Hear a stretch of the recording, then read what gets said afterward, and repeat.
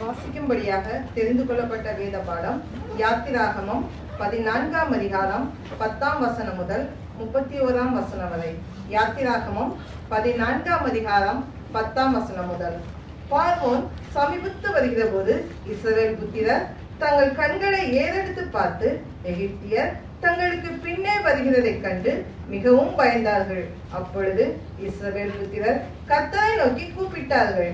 அன்றியும் அவர்கள் மோசேயை நோக்கி, எகிப்திலே பிரேத குழிகள் இல்லை என்று வனாந்தரத்திலே சாகும்படிக்கு எங்களை கொண்டு வந்தீர். நீ எங்களை எகிப்திலிருந்து புறப்பட பண்ணினதினால் எங்களுக்கு இப்படி செய்ததென்ன? நாங்கள் எகிப்திலே இருக்கும்போது நாங்கள் எகிப்தியருக்கு வேலை செய்ய எங்களை சும்மா விட்டுவிடும் என்று சொன்னோம் அல்லவா? நாங்கள் வனாந்தரத்தில் சாகிறதை பார்க்கிலும் எகிப்தியருக்கு வேலை செய்கிறது எங்களுக்கு நலமாயிருக்கும் என்றார்கள். அப்பொழுது மோசே ஜனங்களை நோக்கி, பயப்படாதிருங்கள், நீங்கள் நின்று கொண்டு இன்றைக்கு கர்த்தர் உங்களுக்கு செய்யும் ரட்சிப்பை பாருங்கள்.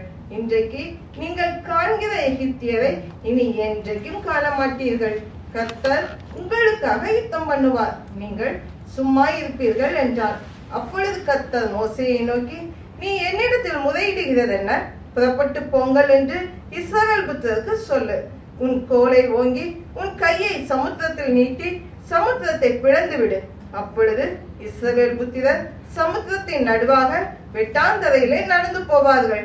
எகிப்தியர் உங்களை பின்தொடர்ந்து வரும்படி நான் அவர்கள் இருதயத்தை கடினப்படுத்தி பார்வோனாலும் அவன் ரதங்கள் குதிரை வீரர் முதலாகி அவனுடைய எல்லா ராணுவத்தாலும் மகிமைப்படுவேன். இப்படி நான் பார்வோனாலும் அவன் ரதங்களாலும் அவன் குதிரை வீரராலும் மகிமைப்படும் போது நானே கர்த்தர் என்பதை எகிப்தியர் அறிவார்கள் என்றார். அப்பொழுது இஸ்ரவேல் புத்திரரின் சேனைக்கு முன்பாக வந்த தேவதூதனானவர் விலகி அவர்களுக்கு பின்பாக நடந்தார். அவர்களுக்கு முன்னிருந்த மேகஸ்தம்பமும் விலகி அவர்களுக்கு பின்னே சென்றது. இது எகிப்தியரின் சேனையையும் இஸ்ரவேலரின் சேனையும் முழுவதும் ஒன்றோடொன்று சேராதபடிக்கு அவைகள் நடுவில் வந்தது. எகிப்தியருக்கு அது மேகமும் அந்தகாரமுமாயிருந்தது. இஸ்ரவேல் புத்திரருக்கோ அது இரவை வெளிச்சமாக்கிற்று. மோசே தன் கையை சமுத்திரத்தின் மேல் நீட்டினான். அப்பொழுது கர்த்தர் முழுவதும் பலத்த கீழ்காற்றினால் சமுத்திரம் ஒதுங்கும்படி செய்து அதை வறண்டு போக பண்ணினார். ஜலம் பிளந்து போயிற்று. இஸ்ரவேல் புத்திரர் சமுத்திரத்தின் நடுவாக வெட்டாந்தரையிலே நடந்து போனார்கள்.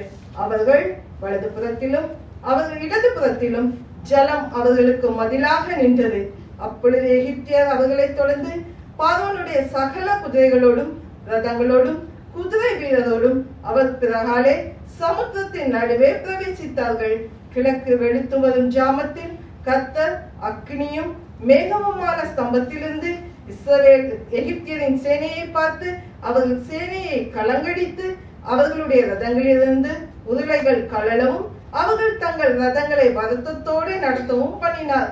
அப்பொழுது எகிப்தியர் இஸ்ரவேலரை விட்டு ஓடிப்போம், கர்த்தர் அவர்களுக்கு துணை நின்று எகிப்தியருக்கு விரோதமாக யுத்தம் பண்ணுகிறார் என்றார்கள். கர்த்தர் மோசேயை நோக்கி, ஜலம் எகிப்தியர் மேலும் அவர்களுடைய ரதங்கள் மேலும் அவர்களுடைய குதிரை வீரர் மேலும் திரும்பும்படிக்கு உன் கையை சமுத்திரத்தின் மேல் நீட்டு என்றார். அப்படியே மோசே தன் கையை சமுத்திரத்தின் மேல் நீட்டினான். விடியற் காலத்தில் சமுத்திரம் பலமாய் திரும்ப வந்தது.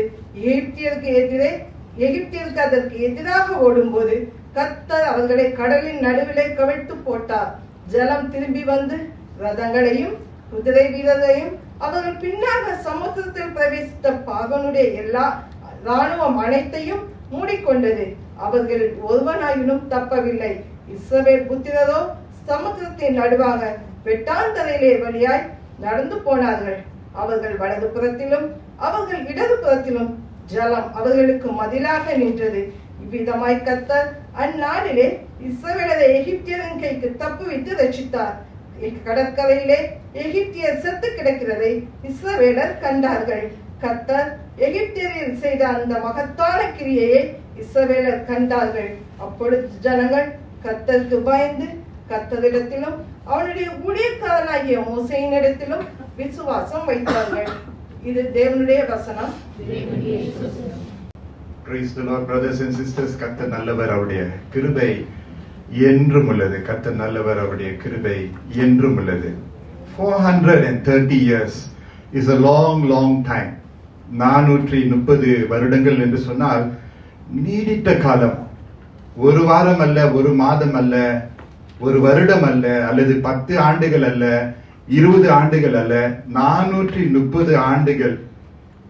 இவ்வளவு ஆண்டுகளாக இஸ்ரவேல் ஜனத்தார் அடிமைத்தனத்துல எகிப்து தேசத்துல வாழ்ந்தார்கள் என்று வசனத்துல நம்ம வாசிக்கிறோம்.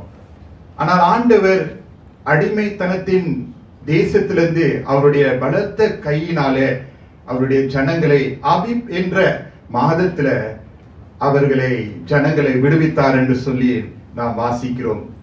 ஏறக்குறைய 600,000 men, 600,000 ஆண்கள், அது மட்டுமல்ல பெண்களும் பிள்ளைகளும் சேர்ந்து உயிரினங்கள், ஆடுகள் மாடுகள் எல்லாவற்றையும் ஆண்டவர் அடிமைத்தனத்தின் தேசத்திலிருந்து அவர் விடுவித்தார் என்று நாம் பார்க்கிறோம்.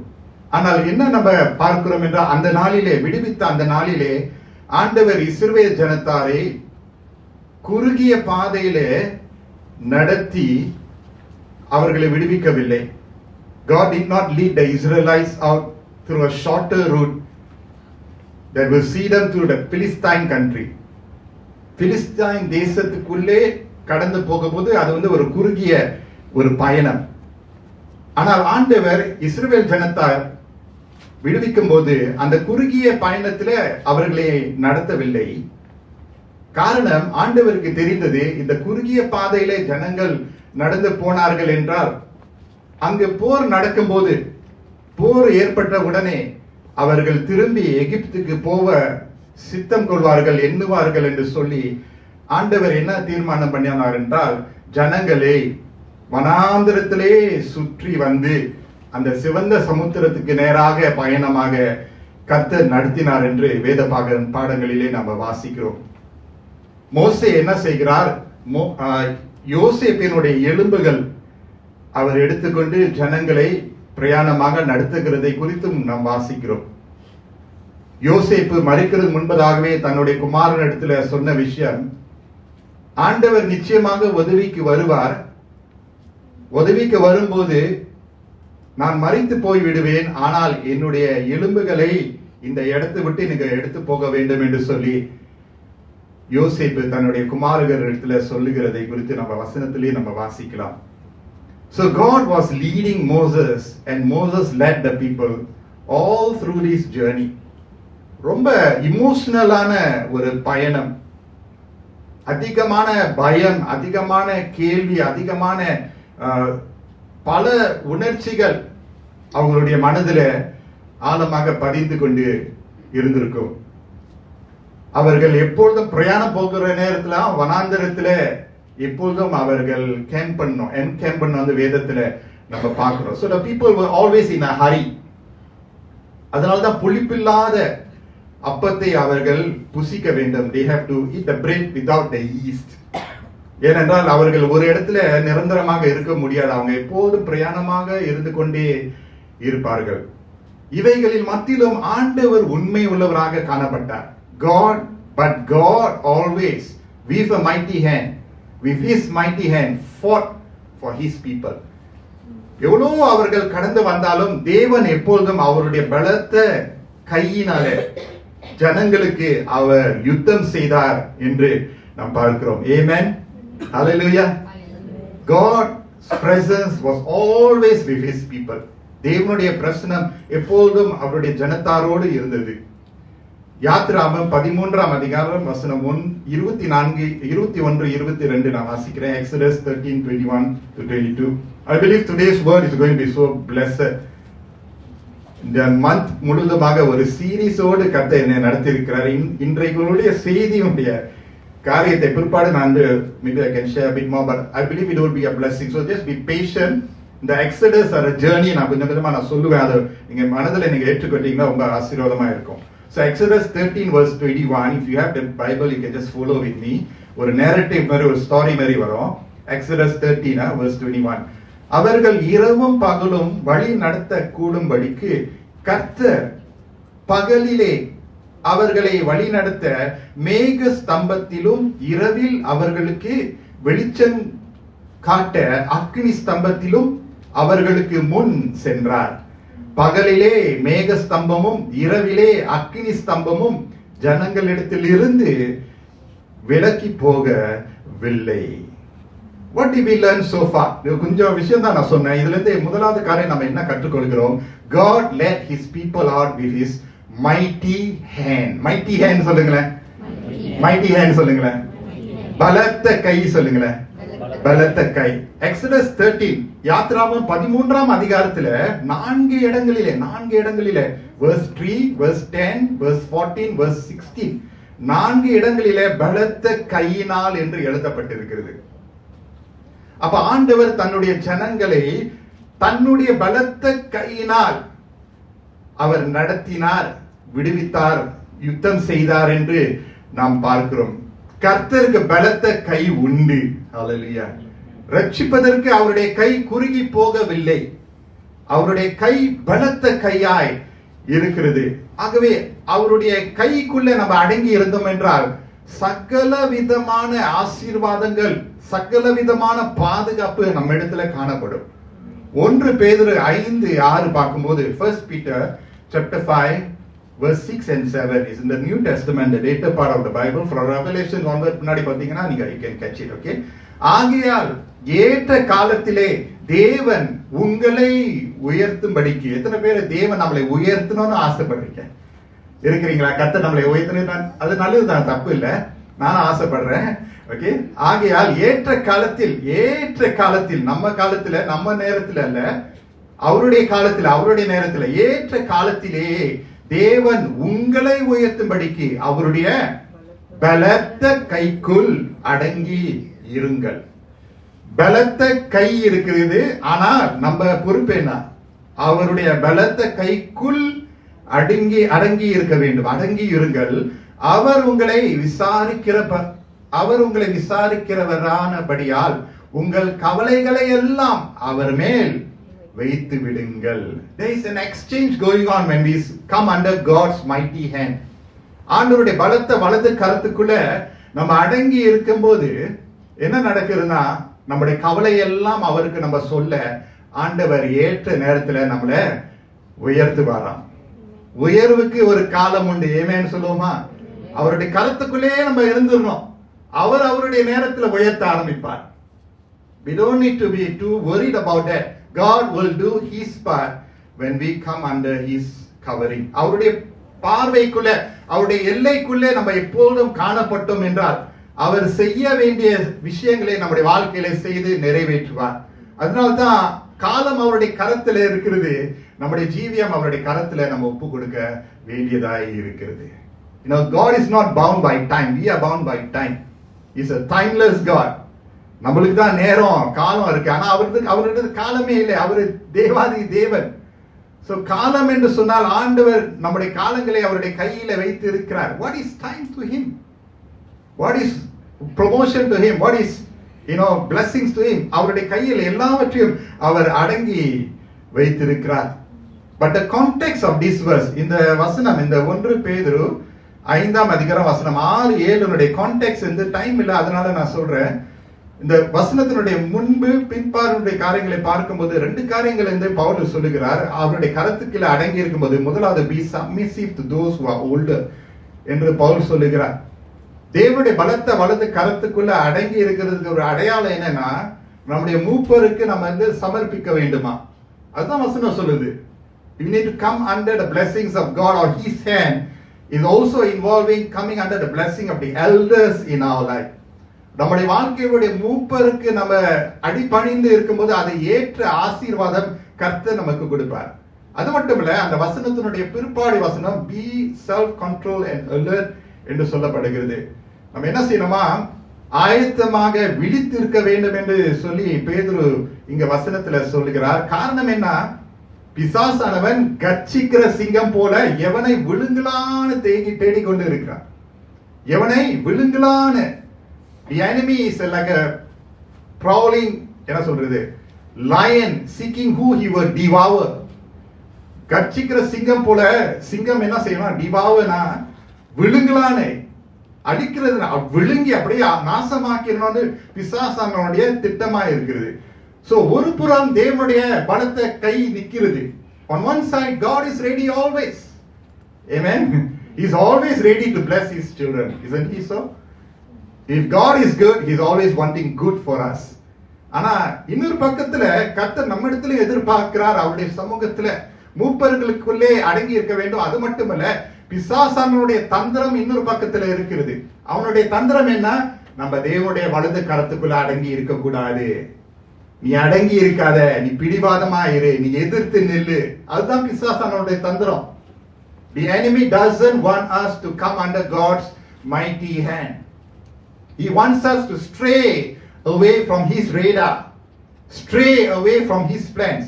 தேவன் நமக்கு நன்மையே தான் வைத்திருக்கிறார். எரேமியா 29:11, right? God has plans to prosper, not to harm us. That is God's plan. What is the enemy's plan? பிசாசானவன் எதிரியா இருக்கக்கூடியவனுடைய சித்தம் என்ன? ஆண்டவருடைய பார்வைக்குள்ள, அவருடைய ஆசீர்வாதத்துக்குள்ள, அவருடைய எல்லைக்குள்ள இருக்கக்கூடாது என்பது பிசாசானுடைய திட்டம். ஆகவே பிசாசன் எதெல்லாம் செய்ய முடியுமோ நம்மளை குழப்பப்படுத்துவான், நம்மளை எரிச்சப்படுத்துவான், நம்மளை கோபப்படுத்துவான், நம்மளை என்னெல்லாம் செய்ய முடியுமோ தேவனுடைய கரத்தை விட்டு விலகி போக வேண்டும் என்று அவனுடைய சித்தமா இருக்கிறது. ஆனால் தேவனுடைய சித்தம் என்ன? அவருடைய பலத்த வலது கரத்துக்குள்ள. ஆமென் சொல்லுவோமா? So God led his people out with his mighty hand. அவருடைய பலத்த கையினால கர்த்தர் ஜனங்களை நடத்தினார். இரண்டாவது காரியம் what we learn இந்த கொஞ்சம் குறுகிய நேரத்தில் நான் சொன்ன விஷயத்துல, God led his people out in a pillar of cloud and a pillar of fire. தேவன் தன்னுடைய ஜனங்களை மேக ஸ்தம்பமாக, அக்னி ஸ்தம்பமாக அவர்களை நடத்தினார். இது ஒரு சிம்பாலிசம் அல்ல, இது வெறும் ஒரு படக்காட்சி அல்ல, இது ஒரு அற்புதமான தேவனுடைய செயல். என்ன காண்பிக்கிறது என்றால், தேவன் தன்னுடைய ஜனங்கள் மேல அவ்வளவு குறிப்பாக கூர்மையான அக்கறை கொண்டவராக இருக்கிறார். பிள்ளைகள் எவ்வளவு கஷ்டமான வேதனையான வனாந்திரத்துல, உபத்திரவத்துல, பாடுகளிலே அவர்கள் கடந்து போகும்போது பிள்ளைகள் அவதிப்படக்கூடாது என்பது தேவனுடைய சித்தமா இருக்கிறதுனால, இரவும் பகலும், பகலும் இரவும் தேவன் கண் பார்த்து கொண்டே இருக்கிறது. அல்லேலூயா. அவர் எப்போது பார்த்து கொண்டே இருக்கிறார். அந்த பில்லர், மேக ஸ்தம்பம் என்று சொல்லும்போது தேவனுடைய உண்மைத்துவத்தையும் அவருடைய நேர்மையும் அவருடைய கவனத்தையும் காண்பிக்கிறது. அவருடைய ஜனங்களை தேவன் எப்போதும் புறம்பே தள்ளி விட மாட்டார். God will never, he can never forsake or leave us. God will never do that. The thing is, we are the one who forsake and leave him, right? ஆண்டவர் நம்ம மேல அவ்வளவு பொறுப்பாய் இருக்கிறார். கோழி தன் குஞ்சுகளை சுமந்து போகிறது போல, காத்துக் கொள்வது போல ஆண்டவர் எப்போதும் சுமந்து கொண்டே இருப்பார். கோழியும் குஞ்சியும் பார்த்திருக்கீங்க தானே? Right, you can see the what do you call it, the hen or the chicken or the chicks. என்ன நடக்கும்? அப்படியே கும்பலாவே போயிட்டு இருப்பாங்க. ரைட்? அந்த உயிரினங்களிலே பார்க்கும்போது, அனிமல்ஸ் மத்தியில நீங்க பார்க்கும்போது, either the father or the mother, you know, the biggest figure பார்க்கும்போது அந்த பிள்ளைகள் எப்பவும் பாதுகாத்துக்கிட்டே இருப்பாங்க. பாதுகாப்பு, சிறகுகளை நடுவில் மேலே அப்படியே மூடிக்கொண்டு பாதுகாத்துக் கொள்வார்கள். அப்ப தேவன் தன்னுடைய ஜனங்களை அப்படியாக தான் நடத்துகிறார். மேக ஸ்தம்பமாக, அக்னி ஸ்தம்பமாக தேவன் எப்பொழுதும் நடத்தி கொண்டே இருக்கிறார். பிறகு பல வருஷங்களுக்கு பிறகு மோசேக்கு வயதாகிவிட்டது. when Moses was getting old, and how old was that?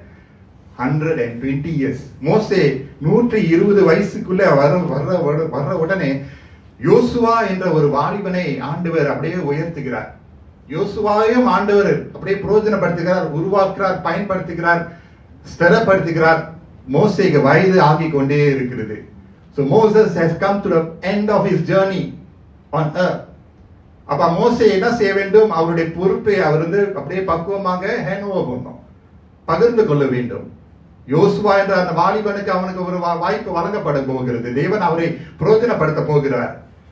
And Deuteronomy புத்தகத்துல, யாத்ராகமம் first few booksல நீங்க பாப்பீங்க, யாத்ராகமம் 31ஆம் அதிகாரம், very emotional passage I feel. Deuteronomy என்று சொன்னா sometimes we may not understand some Old Testament words, but this very precious. ஏன்னா Deuteronomy மோசே கடைசி காலத்துக்குள்ள வந்துட்டார். Deuteronomy 31 பார்க்கும்போது verse 5 நான் வாசிக்கிறேன். Deuteronomy 31 verse 5. நான் உங்களுக்கு விதித்த கட்டளைகளின்படி அவர்களுக்கு செய்வதற்கு கர்த்தர் அவர்களை உங்களுக்கு ஒப்பு கொடுப்பார். நீங்கள் பலன் கொண்டு திடமனதாயிருங்கள், அவர்களுக்கு பயப்படவும் திகைக்கவும் வேண்டாம். உன் தேவனாகிய கர்த்தர் தாமே உன்னோட கூட வருகிறார். அவர் உன்னை விட்டு விலகுவதும் இல்லை, உன்னை கைவிடுவதும் இல்லை என்று சொன்னான்.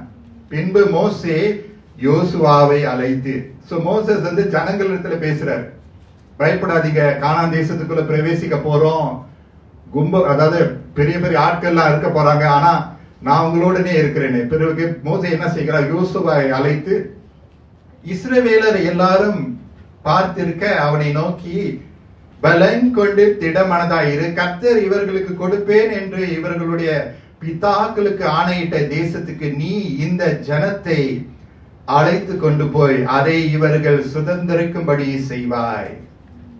கர்த்தர் தாமே உனக்கு முன்பாக போகிறவர், அவர் உன்னோடே இருப்பார், அவர் உன்னை விட்டு விலகுவதும் இல்லை, உன்னை கைவிடுவதும் இல்லை, நீ பயப்படவும் கலங்கவும் வேண்டாம் என்றார். எவ்வளவு பெரிய ஒரு உற்சாகமான ஒரு ஆறுதலான வார்த்தை யோசுவா பெற்றுக் கொள்கிறார்.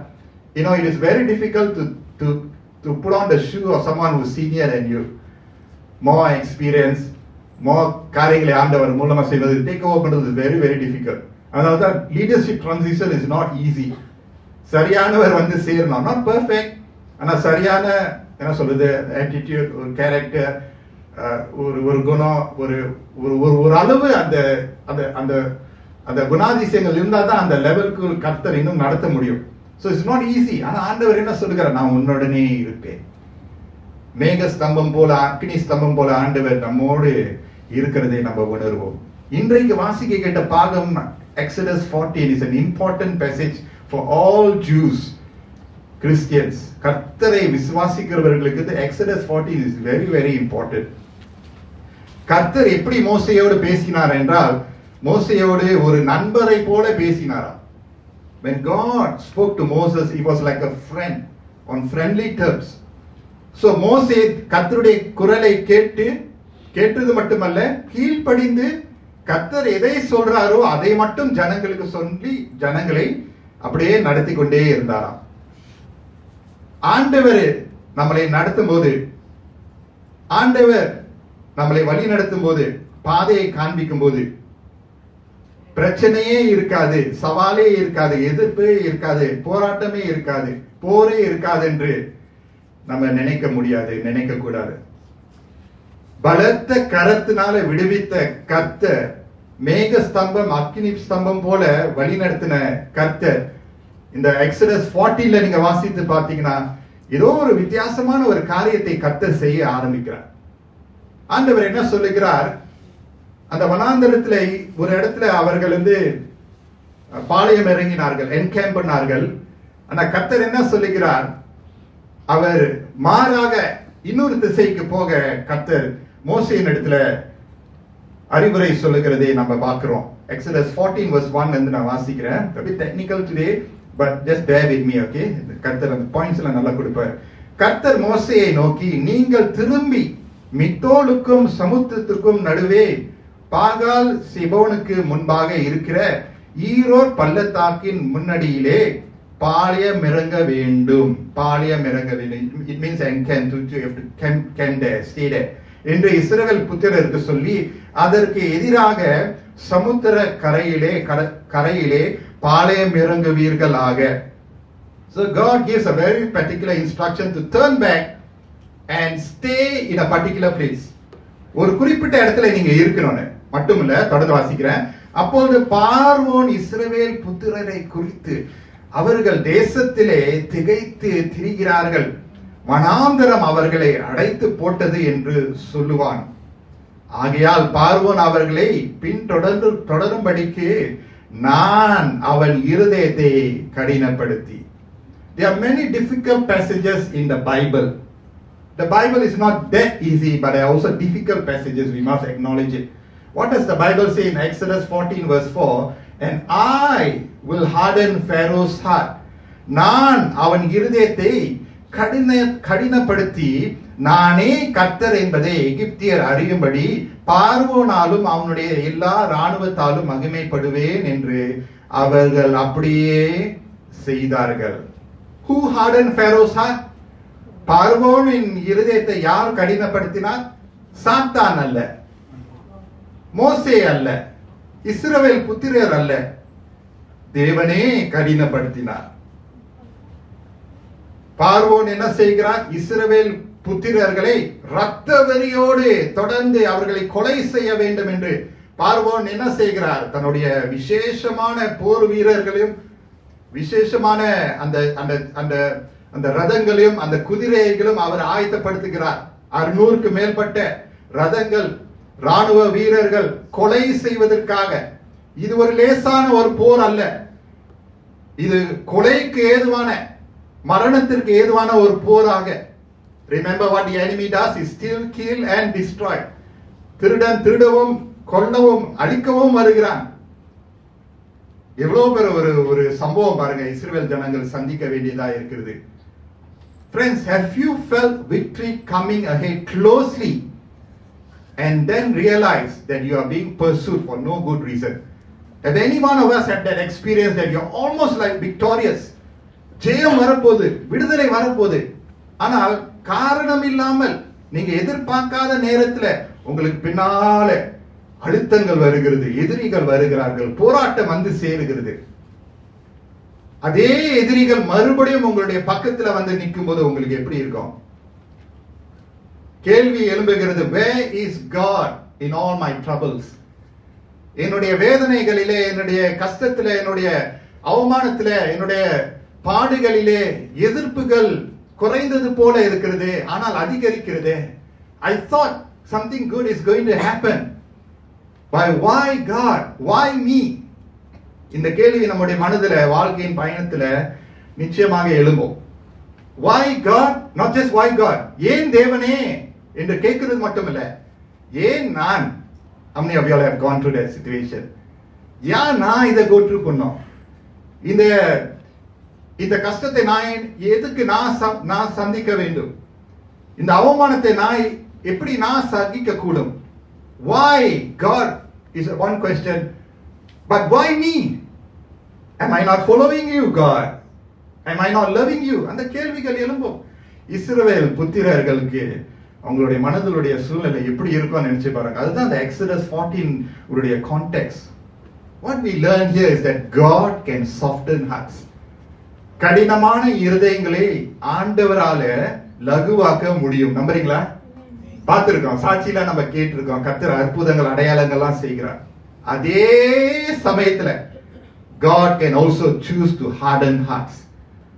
தேவன் அவருடைய அநாதி சித்தத்தினால தன்னுடைய மகிமைக்கு, தன்னுடைய கனத்திற்கு இருதயங்களை கடினப்படுத்துவதற்கும் அவருக்கு அநாதி சித்தம், அவருக்கு அநாதி அனுமதி இருக்கிறது. ஒரு புயல் நம்மளை சந்திக்கும் போது, எதிர்பார்க்காத நேரத்தில் ஒரு புயல் நம்மளை சந்திக்கும் போது, ஒரு நோய் குடும்பத்தை வந்து சந்திக்கும் போது, கடன் பிரச்சனை குறையாதபடி அதிகரித்துக் கொண்டு இருக்கும் போது எப்படி இருக்கும்? என்ன நம்ம செய்ய முடியும்? What do we do when these things pursue us? இஸ்ரவேல் புத்திரர்கள் எதிரிகள், பார்வோனின் சேனைகள் எல்லாரும் கும்பலாக நின்று அவர்களை துரத்துகிறார்கள். Have you felt being chased? Have you been chased before? Police and thief இல்ல, நம்ம ஆடுவோம்ல ஒயிட் டேக்ல, கண்ணாமூச்சி, ரைட்? அது ஒரு பாட்டு இருக்கு, அதுக்கு பாருங்க, kampong song. Hide and seek 1 2 ஜகா, catch anyone, hide and seek. அது ஒரு சின்ன ஒரு ஏதோ hide and seek. You are pursuing by fun, but this is not fun, right? அது நம்ம குழந்தைத்தனமா நம்ம விளையாடுகிறோம். இது உண்மையான ஒரு வேதனையான ஒரு சம்பவம். So victory is almost there. ஜெயம் வருகிறது. Yes, everything seems to be going on well. Yes, 430 ஆண்டுகளுடைய பாடுகளுக்கு ஒரு முடிவு வரப்போகிறது. எல்லாரும் சந்தோஷமாக கூடி போறாங்க. ஆனா it's almost like a setback. Friends, don't lose heart when setbacks happen in your life. When something doesn't go the way you feel, you think, you prayed for, don't lose heart. This is how the people felt. ஜனங்கள் அதுதான் இன்னைக்கு sister வாசிச்சாங்க. நம்ம மறுபடியும் அந்த பாகத்தை பார்ப்போம். Exodus 14:10 பாருங்களேன். 14:10 பார்வோன் சமீபித்து வருகிற போது இஸ்ரவேல் புத்திரர் தங்கள் கண்களை ஏறெடுத்து பார்த்து, they were on a journey of deliverance. சுதந்திரத்துக்கு அவங்க பிரயாணமா போறாங்க. பாட்டெல்லாம் பாடிக்கிட்டு தான் இருப்பாங்க நான் நினைக்கிறேன். பெரிய இருக்கும் அவர், ஆல்மோஸ்ட் 1 million. எகிப்தியர் தங்களுக்கு பின்னே வருகிறதை கண்டு சடன்லி மிகவும் பயந்தார்கள். அப்பொழுது இஸ்ரவேல் புத்திரர் கர்த்தரை நோக்கி கூப்பிட்டார்கள். They were so fearful and stunned, shocked. 11ஆம் வசனம். அன்றியும் அவர்கள் மோசேயை நோக்கி, இப்ப மோசேயிட்ட பேச ஆரம்பிக்கிறாங்க. எகிப்திலே பிரேத குழிகள் இல்லை என்றோ, வனாந்தரத்திலே சாகும்படிக்கு எங்களை கொண்டு வந்தீர். நீர் எங்களை எகிப்தில் இருந்து புறப்பட பண்ணினதினால் எங்களுக்கு இப்படி செய்தது என்ன? பாவம், மோசே அட்டாக் பண்றாங்க. மோசே கேள்வி கேட்கிறாங்க. நாங்கள் எகிப்திலே இருக்கும்போது நாங்கள் எகிப்தியருக்கு வேலை செய்ய எங்களை சும்மா விட்டுவிடும் என்று சொன்னோம் அல்லவா? நாங்கள் வனாந்தரத்திலே சாகிறதை பார்க்கிலும் எகிப்தியருக்கு வேலை செய்கிறது எங்களுக்கு நலமா இருக்குமே என்றார்கள். வேதனையில பேசுறாங்க. Moses, we thought that you are bringing us into the land full of honey, milk and honey. Moses, how come? ஏன் ஆண்டவர் அந்த 10 வாதையிலிருந்து விடுவித்தாரே? 10 வாதை ஞாபகம் இருக்கா? the 10 plagues. கடைசியில பார்வோன் விட்டுட்டாரு. you all go, பயந்து விட்டுட்டாரு. ஆனா திரும்பி வராரு. What happens when your enemies revisit your life? Haven't we faced that? We feel that our worst of enemies, worst of troubles is over. நம்ம நினைக்கலாம். அவங்களுடைய வேதனை, அவங்களுடைய கஷ்டம், அவங்களுடைய ஏமாற்றம், அந்த எதிரிகளுடைய குரல்கள் மறுபடியும் வருது. பார்த்தீங்களா? பயம் சூழலை ஆளுகை செய்து கொண்டே இருக்கிறது. குதிரையினுடைய சத்தம், ரதங்களுடைய சத்தம், போர் வீரர்களுடைய சத்தம். is going to be a breakout of war. இஸ்ரவேல் ஜனத்தார்கள் பட்ட பாடே போதும். இனி அவர்கள் போராடுறதுக்கு இன்னும் தெம்பே இல்லை. Have you felt that before? Lord, I have no more strength to fight another battle. No more strength to see another illness, Lord. Another failure, Lord. Another discouragement, Lord. Please, I cannot take it anymore. Is there anyone here who felt like that? You are not alone. You are not alone. நீங்க தனித்து இல்ல. அந்த பயம் ஒரு குரலாக இருக்கிறது. Fear has a voice. பயத்தை ஒரு குரலாக வரும்போது அது நம்மளை சாகடிக்கிறது. நம்ம நகராதபடி நம்மளை அமிழ்த்து வைக்கிறது. Fear is a tactic of the enemy. Even as I was preaching this sermon, friends, so much of things was happening in the spirit world. Spiritல நீங்களாம் தூங்கிட்டு இருக்கீங்க. பாஸ்டர் போராடிட்டு இருக்கேன் விடிய கால. உண்மையா ஜோக் பண்ணல. இது நான் சொல்றேன், சில விஷயத்த சொல்ல மாட்டேன், உங்களுக்கு தெரியணும். சரியான போராட்டம். Fear, பயமுறுத்துதல். Sometimes fear comes to the people of God. வெளியே இருக்கக்கூடிய அந்த புயலை பார்க்கிலும் உள்ளுக்குள்ளே இருக்கக்கூடிய புயல் ரொம்ப சமாளிக்கிறது ரொம்ப கஷ்டமா இருக்கும். Difficult to calm the tension that we face in our spirit. நம்ம ஆவி கலக்கம் அடைந்ததுன்னா அதை சமாளிக்கிறது, அதை சமாதானப்படுத்துறது ரொம்ப கஷ்டம்.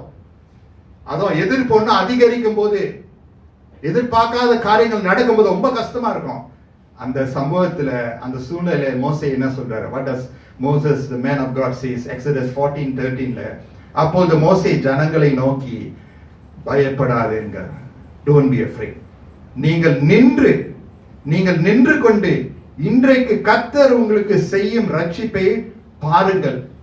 இன்றைக்கு நீங்கள் காண்கிற எகிப்தியரை இனி என்றைக்கும் காண மாட்டீர்கள். கர்த்தர் உங்களுக்காக யுத்தம் பண்ணுவார், நீங்கள் சும்மா இருப்பீர்கள் என்றார். Hallelujah, சொல்லுமா? That's what Moses said to the people. Do not be afraid, stand firm and you will see the deliverance the Lord will bring you today. The Egyptians you see today, you will never see again. The Lord will fight for you. You need only to be still. நீங்க சும்மா தான் இருக்கணும். எவ்வளோ பெரிய பயம், திகில் நிறைந்த சூழ்நிலையில ஊக்கமான, ஆறுதலான, பலனான வார்த்தையை தேவ மனுஷன் கொடுக்கிறதை நம்ம பார்க்கிறோம். அந்த மனுஷனுக்கு இல்லாத பிரச்சனையா? அவன் அழைக்கப்பட்டதே பெரிய கிருபை. அவனே திக்குவாயா இருக்கிறான். மோசேயே ஒரு திக்குவாயன், right? Moses was the most incapable person to lead such a huge group. ஆனால் ஆண்டவர் இந்த திக்குவாயனையே கொண்டு மோசேயினுடைய வாயிலிருந்து புறப்படுகிற வார்த்தை பயப்படாதிருங்கள். Very chilling words. ஜனங்கள் முன்பதாகவே தோல்வி வரப்போகிறது. ஜனங்கள் தோல்வியை தான் பார்க்கிறாங்க. நம்ம செத்து இருக்கலாமே, பேசாம எகிப்திலே இருந்திருக்கலாமே, அங்கேயே இருந்திருக்கலாமே, செத்து இருக்கலாமே, ஏன் எப்படின்னு கேட்கிறாங்க. The people saw defeat, but a man of God saw victory. ஜனங்கள் எல்லாரும் பார்வை போச்சு, அவ்வளவுதான், அஞ்சோ முடிஞ்சிருச்சு, தோல்விதான், இதுக்கு மேல தலை தூக்கவே முடியாது, அழுத்தம் தான், going to be buried alive. But Moses saw victory. அவர்கள் முறுமுறுத்தார்கள், ஆனால் மோசேயோ அமைதலாக நம்பிக்கை கொண்டார். ஹல்லேலூயா சொல்லுமா. மற்றவங்க எல்லாரும் மாறாக பேசுறாங்க, ஆனா மோசே தனித்து, he was stand up in a very difficult situation. ஆக மோசமான முடியாத சூழ்நிலையில மோசே தேவன் சொன்னதன் மேல நம்பிக்கை வைத்தார். It is not when everything is going well that you believe in God. It is precisely when everything else fails, but you stand up firm, you stick out your neck and say, I'm going to believe my God for what He has said. நீ விசுவாசித்தால் தேவ மகிமையை காண்பாய். And that is Easter season. நம்ம Easter season இருக்கு, அதனால தான் Easter 2 நம்முடைய கொலை. What does Easter say? Easter says, believe again. Young people, sometimes we face challenges. Believe God again. Believe again. இந்த விசுவாச உயிர்த்தெழுந்த விசுவாசம் என்ன சொல்லுது? Believe again. Believe still. Keep believing. Don't stop. ஒருவேளை முதிர்ச்சி அடைந்தவங்க இந்த இடத்துல இருக்கலாம். பிள்ளைங்களாம் வளர்ந்துட்டாங்க, பேர பிள்ளை எல்லாம் பெற்று எடுத்துட்டாங்க. நீங்க வந்து இன்னொரு ஸ்தானத்துல இருக்கிறீங்க, your later days of your life. இதுக்கு மேல நான் என்ன வாழணும்னு நீங்க நினைக்கலாம். நான் உங்ககிட்ட சொல்றேன், இனிதான் நீங்க வாழணும். நீங்க வாழ்ந்து சுகமா இருக்கணும். நம்புங்க, இந்த வயதிலும் கூட கர்த்தர் என்னை பிரயோஜனப்படுத்துவார். Keep believing. The Lord will fight for you. நீங்க சும்மாவே இருக்கணும்னு அந்த வசனம் வந்து ரொம்ப முக்கியம். ஆண்டவர் என்ன சொல்றாரு? மோசே என்ன சொல்ற? நீங்க சும்மா இருங்க. அதுதான் வசனம், நான் சொல்லல, உண்மையா பைபிள்ல இருக்கு. நீங்க சும்மா இருங்க. இந்த English is be still. But what is this be still all about? Is it just don't do anything, just sit down, God will do His work? But not so, you know. If you look at the next verses, அடுத்த வசனங்களை நீங்க வாசித்து பாத்தீங்கன்னா Exodus 14:15ல ஆண்டவர் என்ன சொல்றார்? Then the Lord said to Moses, why are you crying out to me? Tell the Israelites to move on. Move on. நீங்க எழும்பி செல்லுங்கள் என்று கர்த்தர் சொல்லுகிறார். ஆண்டவர் நமக்காக யுத்தம் செய்வார். ஆமென். கர்த்தர் நமக்காக யுத்தம் செய்வார். ஆம், ஆமென், விசுவாசிக்கிறோம். ஆனா நம்முடைய பொறுப்பு என்ன? Get up, move on. Move by faith. கர்த்தர் யுத்தம் செய்வார். நாமும் என்ன இருக்கு? அந்த சும்மா இருக்கிறது not a passive, you know, it is active. You move alongside and watch Him at work. Amen. Hallelujah. அப்படினா ஆண்டவர் எல்லாமே செய்யட்டும், whatever He does, no, you walk alongside with Him and He will show you the victories that He has in store for you. It's almost like a trophy. பாரு, இந்த விஷயத்துல நான் உனக்கு ஒரு ட்ரோஃபி கொடுக்கிறேன், இந்த அடுத்த கட்டத்தில் நான் உனக்கு விஜயிச்சு காமிக்கிறேன். I will present you the crown. I will do it for you. நான் உனக்காக யுத்தம் செய்வேன் கர்த்தர் சொல்கிறார். ஆனா நீ என்னோடு கோஆபரேட் பண்ண வேண்டும். அவர் மேல் நம்பிக்கையா இருந்து ஆண்டவர் நடத்துகிற போது நம்ம அதுபடி கோஆபரேட் பண்ணணும். We cannot lag behind. If God is leading us, அக்னி ஸ்தம்பம், மேக ஸ்தம்பம், பலத்த கரம் இருக்கும்போது, இப்ப ஆண்டவர் ஒரு காரணத்துக்கு பார்வோனுடைய இருதயத்தை கடினப்படுத்துகிறாரு. நம்ம இங்க இருக்கிறோம். ஏன் தேவனே, ஏன் தேவனே சொல்லிட்டு விலக கூடாது. ஏன் தேவனே, ஏன் தேவனே, ஏன் தேவனே கிட்ட கிட்ட வரணும். ஆமென் சொல்லுமா. You can question God, please do. ஆண்டவரே சொன்னா, என் தேவனே, என் தேவனே, ஏன் என்னை கைவிட்டீர்? விலகி போனாரா? இல்ல. ஆனாலும் என் சித்தம் அல்ல, உம்முடைய சித்தமே நிறைவேறும். Question God, but don't try to challenge Him. Yes, you have the right to talk to your God. Why is my life like that? Why are my friends rejecting me? Why am I not able to study well? Question him, but don't try to overpower him. கேள்வி கேட்கலாம், ஆனா தூரமா இருந்துட்டு அப்படியே இல்லைன்னா நீங்க அவருக்கு பகைஞரா மாறிடுவீங்க. கேள்வி கேட்டு அப்படியே நெருங்கலாம். ஏன் தேவனே ஆனாலும் பரவாயில்ல, ஏன் என் தேவனே ஆனாலும் பரவாயில்ல, நீங்க இருக்கிறீங்க. ஆமென் சொல்லுவோமா? ஆமென் சொல்லுவோமா? ஹalleluya. மோசே என்ன சொல்லுகிறார்? அவருடைய கையில் இருக்கக்கூடிய ஆண்டவர் சொல்ற கையில் இருக்கக்கூடிய அந்த கோலை எடுத்து நீ கரத்தை விரித்துக் கொள்ளு என்று சொல்லும்போது அந்த ஜலம், the Red Sea, Moses raises the staff that is in his hand and he stretches out his hand. ஆண்டவர் என்ன சொல்லுகிறார்? எகிப்தியருடைய இருதயம் கடினப்படுத்தப்படுகிறது. எல்லாரும் கடினமாய் இருக்கிறாங்க. அந்த வசனம் எல்லாம் வாசிக்க நேரம் இல்ல. எல்லாரும் கடினமாய் இருக்கிறாங்க. Not just Pharaoh, not just the king of Egypt, the whole of Egypt, everyone, no more allies. உடனா இருக்கிறவங்க யாரும் இல்ல, எல்லாரும் எதிர்ப்பா இருக்கிறாங்க. எல்லாரும் கடினமா இருந்து கொண்டு இருக்கிறார்கள். எல்லாரும் கேட்க மாட்டாங்க, செவி சாய்க்க மாட்டாங்க, கீழ்ப்படிய மாட்டாங்க. எல்லாரும் தொடர்ந்து பின்னாடி வராங்க. How bad can it be when the whole world is against you? Where do you turn to? சாதகமாக இருந்தவங்க எல்லாம் எதிர்ப்பா இருக்கும்போது, சாதகமாக இருந்த சூழ்நிலை எல்லாம் மாறும்போது நம்ம எங்க தான் போறது? Where do we turn? லெஃப்ட்ல பார்த்தாலும் நம்ப முடியல, ரைட்ல பார்த்தாலும் நம்ப முடியல. நம்பினவங்க எல்லாம் கைவிட்டுட்டாங்க. எங்க நம்ம திரும்புறது? எங்க போவது? ஆண்டவர் சொன்னபடி செய்வார். ஆமென் சொல்லுமா? சும்மா இருக்கதான் கர்த்தர் சொல்லுகிறார். கர்த்தர் என்ன செய்கிறார் பாருங்க. எக்ஸோடஸ் 14:19-20. அப்போது இஸ்ரவேலின் சேனைக்கு முன்பாக நடந்த தேவ தூதனானவர் விலகி அவர்களுக்கு பின்னாக நடந்தார். அவர்களுக்கு முன் இருந்த மேக ஸ்தம்பமும் விலகி அவர்கள் பின்னே நின்றது. அது எகிப்தியரின் சேனையும் இஸ்ரவேலின் சேனையும் இரா முழுதும் ஒன்றோடொன்று சேராதபடி அவைகள் நடுவில் வந்தது. எகிப்தியருக்கு அது மேகமும் அந்தகாரமுமாய் இருந்தது, இஸ்ரவேலுக்கோ அது இரவை வெளிச்சமாயிற்று. God prevails. The third point, God led his people out through an angel. ஒரு தூதன் மூலமாக இதெல்லாம் அதிசயமான விஷயங்கள் நடக்குது.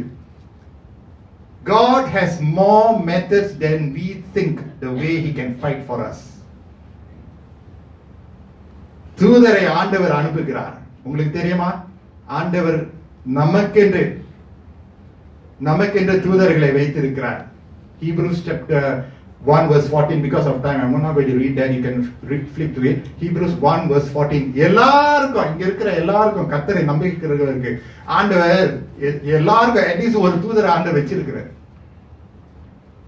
அது மனுஷ ரூபனா இருந்தாலும், something mysterious and heavenly visitation, whatever, but God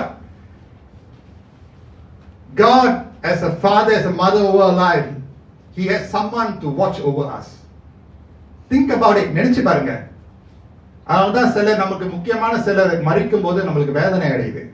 ஏன்னா அவங்க ஒரு தூதன் போய் நம்ம வாழ்க்கையில இருந்தாங்க. கரெக்டா? When someone we have lost so much, they pray for us. Maybe our grandparents இருக்கலாம், இல்லாட்டி அப்பா அம்மாவா இருக்கலாம், இல்லாட்டி spiritual friend இருக்கலாம். When we lose them, we almost lost our life. Why? Because they are almost like an angel for us. அவங்க போன உடனே எல்லாமே செதறி போன மாதிரி இருக்கும். கர்த்தர் நமக்கென்று, ஆண்டவர் நமக்கென்று நல்ல விஷயங்களை வைத்து இருக்கிறார். நல்ல தூதர்களை கர்த்தர் வைத்திருக்கிறார். நம்ம காணாதபடி கர்த்தருடைய கரம் அசைவாடி கொண்டே இருக்கிறது. பாதுகாப்பு கர்த்தர் வழங்கி கொண்டே இருக்கிறார். சங்கீதம் 91:11-12 நம்ம பார்க்கிறோம். Psalms 91 verse 11 and 12. உன் வழியில் எல்லாம் உன்னை காக்கும்படி உனக்காக தம்முடைய தூதர்களுக்கு கட்டளையிடுவார். உன் பாதம் கல்லில் இடராதபடிக்கு அவர்கள் உன்னை தங்கள் கையில் ஏந்தி கொண்டு போவார்கள். யாரு? தூதர்கள். எவ்வளவு விபத்திலிருந்து கர்த்தர் நம்மளை காப்பாத்தி இருக்கிறார். எத்தனை பேர் ஆமென் சொல்லுவீங்க? அப்ப யோசித்து பாப்பீங்க, என்னடா நான் இப்படி தாண்டிட்டு போன காடி பட்டுன்னு போச்சு. அந்த இடத்துல காடியே வராது. அந்த நேரத்துல தான் காடி வந்துச்சு. யார் உங்களை காப்பாத்தினா? கர்த்தர் தான். யார் மூலமாக? தூதர் மூலமாக. There's a fence edge of protection that God gives to his people. அதனால தான் அவர் கைக்குள்ளே எப்போதும் இருக்கணும். Don't try to be funny with God, because He has laid out the plans for us. He knows the enemy that is attacking us. அதனால்தான் ஏற்ற தூதர்களை கர்த்தர் வைத்திருக்கிறார். God led His people out through an angel. இயேசு கிறிஸ்து பாருங்க, லூக்கா 22:43 Gethsemane தோட்டத்துல ஆண்டவர் வியாகுலத்தோடு இருந்தார், ஞாபகம் இருக்கா? தேவன் என்ன செய்கிறார்? ஒரு தூதரை அனுப்பி, இயேசுவுக்கே பலன் தேவையா இருந்துச்சு. God sent an angel to strengthen Jesus. Even Jesus needed the strength of divine being. Whenever you are weak, remember this: God has better and so much methods in order to save us, to fight for us. கர்த்தரால் முடியாத காரியம் ஒன்றுமே இல்லை. சரி, இதெல்லாம் நடக்குது. என்ன நடக்குது? என்டையர் எஜிப்சியன் ஆர்மி இஸ்ரவேல் ஜனத்தாரை அந்த கடல் அண்டையிலே கொண்டு போகிறதை நம்ம பார்க்கிறோம். யாத்திராகமம் 14:24 நம்ம பார்க்கிறோம், கிழக்கு வெளுத்து வரும் ஜாமத்திலே கர்த்தர் அக்கினி மேகமுமான ஸ்தம்பத்தில் இருந்து எகிப்தியரின் சேனையை பார்த்து அவர்கள் சேனையை கலங்கடித்து. The fourth way that God led His people was to bring confusion. God led His people out through confusion. கலங்கடிச்சார். ஆண்டவரோடு நம்ம விளையாடவே முடியாது. ஆண்டவர் ஒழுங்குபடுத்த அவரால் முடியும். ஒழுங்குமே தேவன். ஆமென் சொல்லுமா? வெளிச்சம் உண்டாவதாக. வெளிச்சம் வருது.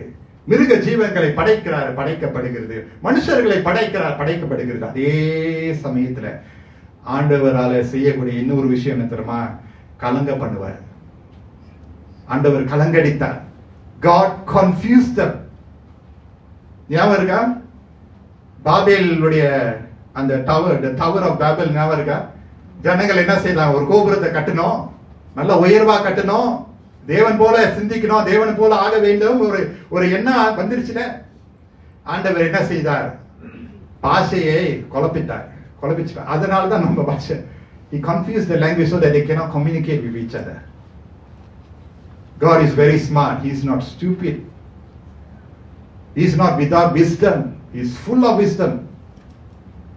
இந்த நாளுக்கு என்று நம்முடைய வாழ்க்கையில நம்ம சந்திக்கிற பாடுகள், சுமைகள், எதிர்ப்புகள், the enemies of today, இது so many thousand years of at least hundreds of years ago, அப்ப பார்வோன் ஒரு எதிரியா இருந்தான். Right, Pastor, you are talking about Moses, Egypt time. No, Pastor, that's long time back. Yes, but the Bible is also relevant today. An enemy is still an enemy, an angel of darkness. அப்போ உள்ள எதிரிக்கு ஆண்டவர் எப்படி அதே காரியங்களை வைக்கிறாரோ, இன்றைக்கும் கர்த்தர் நம்ம மத்தியில இந்த காரியங்களை வைக்கிறார். அவரால தான் இந்த எதிரிகளை ஜெயிக்க கூடும். Hallelujah. Which enemy you think you are fighting a losing battle? Which enemy? எந்த எதிரியை நீங்க ஒரு லூசிங் பேட்டில்? சிறந்த வெளியில இருந்து இருக்கலாம், வேலை இடத்துல இருக்கலாம், சில இடத்துல குடும்பத்தின் மத்தியில இருக்கும். Sometimes you're battling within yourself. ஆனா பாருங்க, இந்த ஜனங்கள் என்ன செய்யறாங்க? Exodus 14:25 அவர்களுடைய ரதங்கள் இருந்து உருவைகளை கலலவும் அவர்கள் தங்கள் ரதங்களை வருத்தத்தோடு நடத்தவும் பண்ணினார். அப்போது எகிப்தியர் இஸ்ரவேலருடைய விட்டு ஓடி போவும், கர்த்தர் அவர்களுக்கு துணை நின்று எகிப்தியருக்கு விரோதமாக யுத்தம் பண்ணுகிறார் என்றார்கள். இப்போ யுத்தம் பண்ணினவங்க அத்தனை பேர் இருந்தாங்க, பெரிய வீராப்பு. எல்லாரும் ஜனங்களை தாக்க கொலை செய்ய வராங்க. அவங்க பார்த்து பயந்து திரும்பி போயிடுவோம்னு சொல்லிட்டாங்க. The enemies themselves declared ceasefire. They themselves wanted to stay away from God's treasured possession. Do you know? நீங்க விசேஷித்தவங்க பாடுனீங்க தானே அந்த பாட்டு? ஆரம்ப பாட்டு நான் துதியின் பாடல், தேவா நான் எதனால் விசேஷித்தவன். கர்த்தர் உங்களை பார்க்கும்போது நீங்களாம் விசேஷித்தவர்கள். உங்களை தனியா விடுவாரா? Your enemies are the enemies of God. If you are walking the right way, I am talking about. கர்த்தருக்கு ஏற்ற வாழ்க்கை நீங்க வாழ்ந்து ஆயினும் உங்களுக்கு பிரச்சனை சூழ்நிலைகள்லாம் வருதா, ஆண்டவர் உங்களோடு போராடுவார். இந்த எதிரிகள் என்ன சொன்னாங்க? Let's stay away from these people because they are God's treasured possession. Oh, let's not play with them. ஆண்டவர் நமக்கு எதிராக எழும்புகிறார், எதிரிகளையும் சிதறடிக்க வல்லவராக இருக்கிறார். Psalm 68 verse 1 to 5. Thank you, church. I know you are very patient. Bear with me. bear with me, I mean well. வசனம் உங்களுக்கு எனக்கும் பிரயோஜனமா இருக்கும் நான் நம்புறேன். Psalm 68 verse 1 to 5. Anyone here with English Bible? Psalm 68 verse 1 to 5. யாரெல்லாம் English Bible வச்சிருக்கீங்க சேர்ந்து வாசிக்கிறீங்களா? Can everyone with the English Bible read together? Psalm 68. Young people, you have the Bible, English Bible, can read with me together. Psalm 68 verse 1 to 5. Shall we do that? Okay, together. May God arise, may his enemies be scattered, may his foes flee before him. As smoke is blown away by the wind, may you blow them away as wax melts before the fire. May the wicked perish before God, but may the righteous be glad and rejoice before God. May they be happy and joyful. Sing to God, sing praise to his name, extol him who rides on the clouds. His name is the Lord, and rejoice before him. A father to the fatherless, a defender of widows, is God in his holy dwelling. Thank you very much. ஆண்டவர் செதற பண்ணுகிறார். எதிரிகள் அவர்களால முழுமையாக survive பண்ண முடியாது, வாழ முடியாது. That is why even though in our lives we may have enemies, remember this, நான் சொல்லியிருக்கேன், நான் மறுபடியும் சொல்றேன், we all will have enemies in life. Different forms இருக்கலாம், தவிர்க்க முடியாது. But don't be an enemy. புரியுதா நான் சொல்றது? உங்களுக்கு எவ்வளவு எதிர்ப்புகள் எதிரிகள் எழும்பினாலும் சாதகமாக எதிர்ப்பு, அதாவது உங்களுக்கு சாதகமாக நிக்காம அப்படியே செயல்பட, don't ever go into the contingent of Pharaoh. Don't. Because ஃபாரோனுடைய சேனைக்கு ஒரு அழிவு இருக்கிறது. ஆண்டவர் அநீதிக்கு ஒரு காலம் வச்சிருப்பாரு. Injustice may seem to prevail, but don't try to overcome evil with evil. Correct? Bible சொல்லுது, தீமையினால வெல்லாத. If someone does something to you, don't do it back to them. நன்மையினால வெல்லுன்னு கர்த்தர் வசனத்துல கற்றுக் கொடுக்கிறார். ஆமென் சொல்லுமா? காரணம் யுத்தம் அவருடையது. God will win. Don't ever be on the side of Pharaoh. Don't ever do that. Even if you are tempted, your friends provoke you, or you yourself try to be an enemy of someone, in your words, in your actions, in your behavior, don't. I humbly say don't, because God will strike you. அதுதான் ஆண்டவர் செய்கிறார். யாத்ராகமம் 14ஆம் அதிகாரம் வசனம் 27ல நம்ம பார்க்கும்போது, யாத்ராகமம் 14:27ல, அப்படியே மோசே தன் கையை சமுத்திரத்தின் மேல் நீட்டினான். விடிய காலத்தில் சமுத்திரம் பலமாய் திரும்பி வந்தது. எகிப்தியர் அதற்கு எதிராக ஓடும்போது கர்த்தர் அவர்களை கடலின் நடுவே அவிழ்த்து போட்டார். அது மட்டும் இல்ல, ஜலம் திரும்பி வந்து, அதுதான் ஜலம், left and right, you can see the walls of water, right? ரதங்களையும் குதிரை வீரரையும் அவர்கள் பின்னாக சமுத்திரத்தில் பிரவேசித்திருந்த பார்வோனுடைய ராணுவம் அனைத்தையும் மூடிக்கொண்டு அவர்களில் ஒருவனாகிலும் தப்பவில்லை. Very important, friends. Very important. What does the Bible say to those who do wicked things, who keep on pursuing the righteous, topple the good people? அவர்கள் எல்லாரும், okay, எல்லாரும், I can't find it in English, but they found none. Nobody, யாரும் மன்னிக்கவும், யாரும் அங்க பிழைக்கவில்லை, right? Not one of them survived. Friends, you cannot survive. You will not survive. அதனால்தான் எதிரியின் பட்டையில இருந்தரவே கூடாது. அந்த செய்தி எனக்கு தான். இருந்தரவே கூடாது. Never ever. அவர்களில் ஒருவனாகிலும் தப்பவில்லை. கடைசியாக யாத்ராகமம் 14:30-31. The Lord who fights for us. நமக்காய் யுத்தம் செய்யும் கர்த்தர். இவ்விதமாய் கர்த்தர் அந்நாளிலே, கர்த்தர் சொன்னார்ல, மோசே சொன்னார்ல, இன்று நீ காண்கிற எகிப்தியரை இனி நீ காணாமல் போற. இன்று, டுடே, இவ்விதமாய் கர்த்தர் அந்நாளிலே இஸ்ரவேலரை எகிப்தியரின் கைக்கு தப்புவித்து ரட்சித்தார். கடற்கரையிலே எகிப்தியர் செத்து கிடக்கிறதை இஸ்ரவேலர் கண்டார்கள். கர்த்தர் எகிப்தியரில் செய்த அந்த மகத்தான கிரியையை இஸ்ரவேலர் கண்டார்கள். அப்பொழுது ஜனங்கள், very important last point, And I didn't write down this last point, which is the fifth point. அப்பொழுது ஜனங்கள் கர்த்தருக்கு பயந்து கர்த்தரிடத்திலும் அவருடைய ஊழியக்காரனாகிய மோசேயின் இடத்திலும் விசுவாசம் வைத்தார்கள். My last point, which I did not put down here, ஆனா நேற்று ராத்திரி I was just pondering whether to say this, and I have to say this. The fifth point, God led his people through his servant. தேவன் தன்னுடைய தெரிந்து கொள்ளப்பட்ட தாசனாய் இருக்கக்கூடிய மோசேயின் மூலமாக தேவன் ஜனங்களை விடுவித்தார். Why I say I didn't put this down, and it's difficult for me to say because I am the man of God myself. நானே கர்த்தருடைய தாசனாய் இருக்கிறேன். இஸ்ரவேல் ஜனத்தார்கள் எவ்வளவு கடினமாய் இருந்தாலும் கடைசியில மோசே சொன்னது அவங்க கேட்டாங்க. கேட்டது நிமித்தமாக அவங்களுக்கு வந்தது, அவங்க கண்ணால பார்த்தது ஜெயம். God gives us spiritual authority over us because we can't see certain things. அதனால்தான் மோசே என்பவர் ஆண்டவர் எழுப்புகிறார். நெகேமியா, நிறைய பேர் அங்க இருந்தாங்க. நெகேமியா மூலமாக நெகேமியா மற்றவங்களையும் கூட்டி அந்த பாழாய் கிடந்த தேவாலயத்தினுடைய வாசல்களை மறுபடியும் கட்ட, மதில்களை மறுபடியும் கட்ட ஆண்டவர் பிரயோஜனப்படுத்தினார். எஸ்தரை ஆண்டவர் பிரயோஜனப்படுத்தினார்.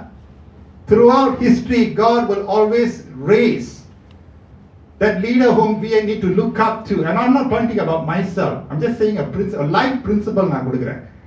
I'm not asking you all after this sermon to bow down to me. I'm not doing that. I've never done that before. It's a life principle for you. உங்களுக்கு என்று கர்த்தர் கொடுக்கிற ஆவிக்குரிய தலைமைத்துவத்திற்கு நீங்க அடங்கி இருக்கும்போது, no matter how difficult it may be, the person may be so young, inadequate, but if God has appointed that person over your life, if you would rebel, you'll face the consequences of it. இதை நான் நிறைய முறை நான் பார்த்திருக்கேன். நானும் மனைவி ஊழியத்துல பல வருஷத்துல இருக்குன்னு நான் பார்த்திருக்கோம். சில விஷயங்களை செய்யாது சொல்லும் போது செய்து வந்த விளைவுகள் நிறைய இருக்கு பார்த்திருக்கோம். செய்ய ஆசீர்வாதமா இருக்கும், செஞ்சதுனால வந்த ஆசீர்வாதம் நிறைய இருக்கு பார்த்திருக்கோம். ஜனங்கள் ஒரு வெறுமையில நடத்தப்படவில்லை, தேவனால் தெரிந்து கொள்ளப்பட்ட ஒரு பாத்திரத்தின் மூலமாக நடத்தப்பட்டாங்க.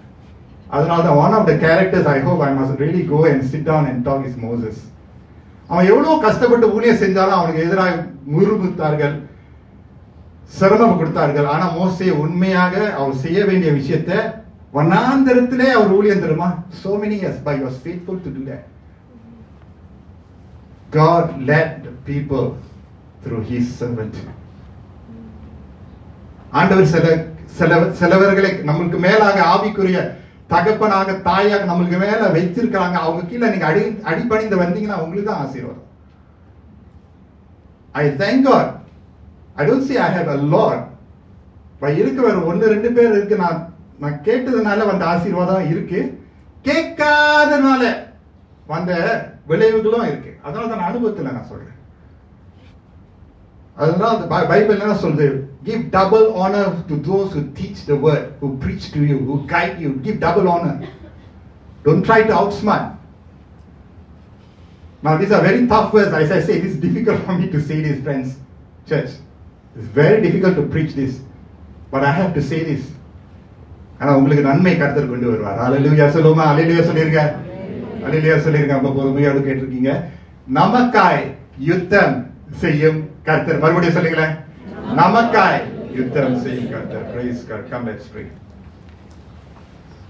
Thank you, church, giving the time for the Lord to speak his word.